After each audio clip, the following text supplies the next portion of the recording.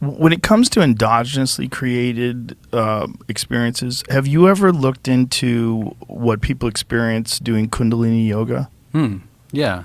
Have you? That's pretty interesting. I practiced yoga Yeah? for a little time. Well, I studied Sanskrit. Oh, really? Yeah. Wow. I studied Sanskrit. So you can read that stuff? Yeah. So with Kundalini yoga, which I think is very, I've not practiced it. I've only done like your bullshit soccer mom yoga. That counts too. I've done some other kind of classes, flow classes and classes to music and stuff like that. But most of the yoga that I've done has been that Bikram stuff, that 90-minute hot yoga. It's 20-something poses. You do them the same ones every day. I really love it. But I know that gives you some sort of strange high. It really does. Like when you leave there, like it's not a coincidence that yoga people are all flaky and super peaceful. Like it really, it does something for you that it just puts you in a very relaxed and unique state. But Kundalini, as practiced by several people that I know, I've just never done it, is supposedly you can reach states that are very similar to being on psychedelic drugs. Yeah. In terms of like absolute visions, geometric patterns that are flowing around you, like, but you're not supposed to concentrate on that, which is interesting. Like at least according to one of my friends who took it, his instructor was saying that you're getting distracted by trying to have these experiences. That's not the goal. It's decidedly not. They call them the siddhis, the powers that arise. And it can be everything from visions to supernatural powers and supernatural powers. Supernatural. I didn't know about that. Yeah. Like, what have they claimed? Well, when you're traveling outside time and space, the ability to see into the deep past and the far future, the ability to transport your body, to teleport, all kinds of mental telepathy and things like that. I mean, that's not the goal of yoga, obviously. They call them the siddhis.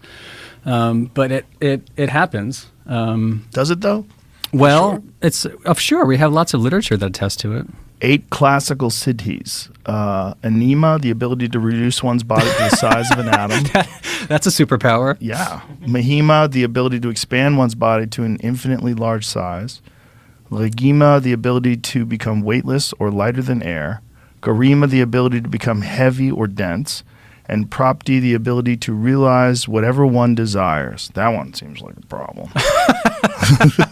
It's not a superpower you want. Yeah, that seems like it'd be a real problem. Yeah. You want to be the king of the world. You can handle it. I don't know if I could. Yeah. I don't know if anybody could. Yeah.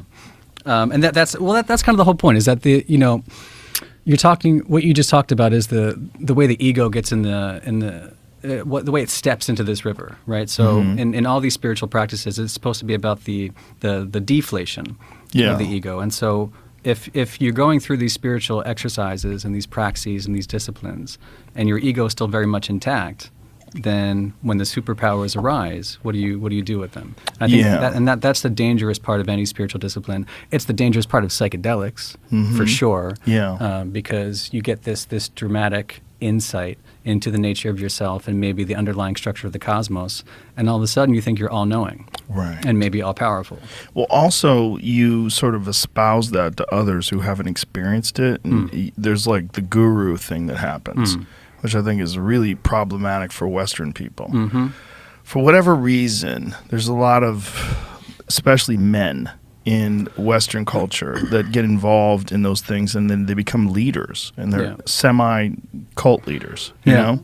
And this notion of the hungry ghosts is it's preta in Sanskrit. Speaking of more Sanskrit, so preta are these hungry ghosts who are constantly hungry, constantly thirsty, and no matter how much they feed or try and satiate themselves, it's never enough. And so it's sort of this metaphor for the Western mind and consumerism and extraction. And wouldn't it be a shame if we approached psychedelics, yoga, all these spiritual disciplines with that sort of that broken Western mentality, trying to figure out what this can do for me? Yeah, that's what it is. What can this do for me? Most psychedelic experiences that I've ever had, one of the key sort of overwhelming aspects of it is to get out of your own way, and that you're in your own way, and that you thinking about yourself and you thinking of yourself, and it's just wasted energy. Wasted. and that instead you should be thinking about like the things you're doing and how you're interacting with the world. And also your ego's just bullshit. It's just some leftover chimp shit that's designed to keep us alive. It's designed to make sure that you procreate, make sure that you think very highly of yourself. So you want to procreate. But you came to psychedelics later in life, right? Yes, yeah. Was that a good thing?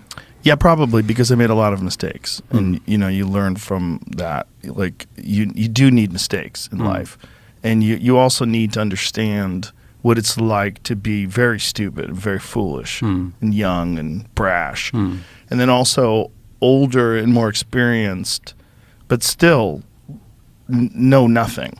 In terms, I mean, you really, as much as you know, the smartest person alive knows basically nothing about the nature of the universe. You might know things on a molecular level, on a cosmic level. You understand how galaxies are formed. That's cute. But you really fucking don't know shit. The night skies, I'm sure. Have you seen the night sky in a place where there's absolutely no light? Yes, but sadly, like I can count it on two hands. I can only count it on one. Well, twice. The second time not as profound, but I went to the Keck Observatory on the Big Island, and you go. The first time I went, it was quite a while ago, and when we first drove up there, I was really bummed out because it was so cloudy. I was like, this sucks. We're not going to be able to see anything. But then when we went through the clouds to where the observatory is, there's nothing. It's just stars. And you get out and you're like, oh my God. It's like being on a spaceship. It's like you're in a convertible spaceship and you're hurling through the galaxy.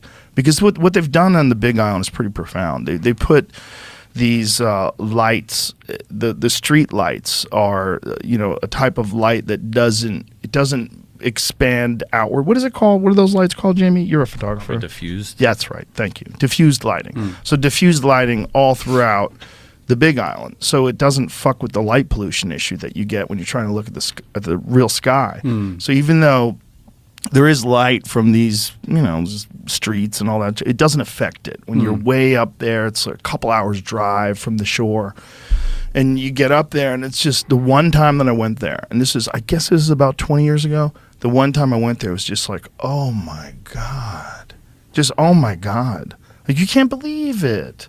You can't believe it's so much. And it really made me sad because I was like, that's what people used to see every night. That's what people used to see every night before these jackasses invented electricity.